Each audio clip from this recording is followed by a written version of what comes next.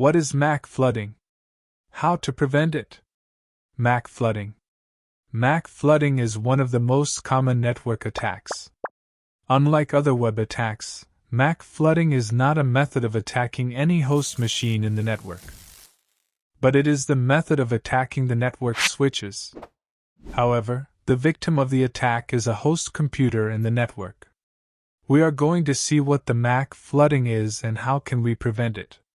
MAC flooding is a cyber attack that targets network switches on a LAN to try and steal user data. The attack can put all network devices at risk and expose sensitive data.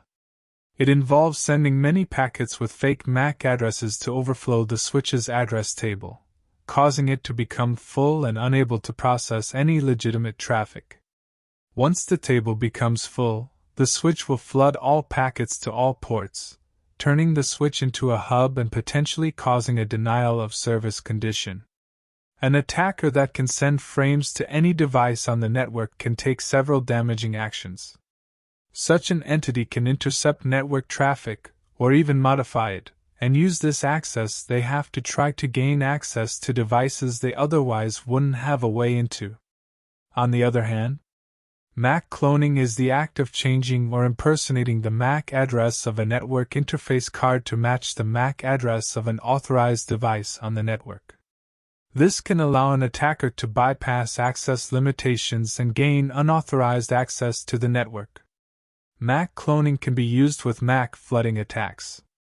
The attacker can use clone MAC addresses to generate a flood of packets that appear to come from different authorized devices on the network, possibly bypassing security measures against MAC addresses coming from outside the network. MAC flooding attack. Step 1. The attacker connects to a switch port and sends many fake Ethernet frames, each containing a different source MAC address but the same destination MAC address. The goal of this step is to flood the switch's MAC address table with fake MAC addresses in order to fill up the table and force the switch into fail-open mode. Step 2. The switch learns the MAC addresses by adding them to its MAC address table, but since the attacker uses many different fake addresses, the table quickly fills up. This is why all the MAC addresses the attacker sends must be different for the attack to succeed, because if only a set of addresses were used, the MAC address table might be able to hold them all without overflowing. Step 3. When the MAC address table is full, the switch enters a fail-open mode, where it starts forwarding frames to all ports instead of using the table to determine the correct port. Once the MAC address table is full, the switch can no longer use to determine the correct port to forward a frame to. Instead, it starts forwarding all frames to all ports, which causes network congestion and can disrupt network communication. Step 4. The attacker can now send information to any device on the network, disrupting network communications and even stealing information from outgoing or incoming frames. Now that the attacker has forced the switch into a fail-open mode, they can send frames to any device on the network. This can disrupt network communication and potentially allow the attacker to steal sensitive information, as they can intercept frames meant for other devices on the network. This, of course, depends on other security measures on the network, such as packet encryption. MAC cloning attack. Now let's take a look at a MAC cloning attack to see how it works and try to figure out the differences it would have from a MAC flooding one. Step 1. The attacker monitors network traffic to identify a legitimate device on the network that they want to impersonate.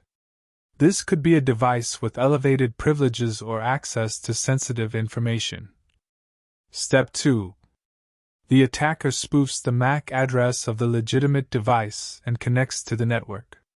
This allows the attacker to impersonate the legitimate device and potentially gain access to its privileges or sensitive information. Step 3. The attacker can now intercept and modify network traffic sent to and from the legitimate device.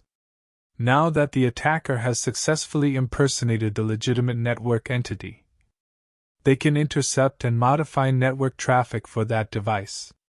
This allows the attacker to read on-the-wire information or write their data in the frames. Step 4. The attacker can also use this access to launch further attacks on other devices on the network. Finally, the attacker can use the access they gained by impersonating the legitimate device to launch further attacks on other devices on the network. Be it injecting malicious code, performing man-in-the-middle attacks, trying to elevate their privileges, or gaining user access on servers or other machines, and so on.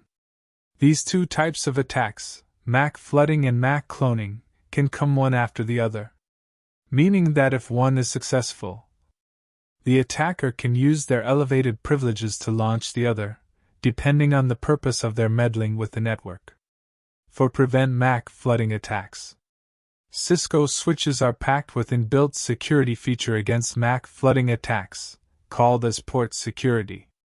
Port security is a feature of Cisco switches, which give protection against MAC flooding attacks.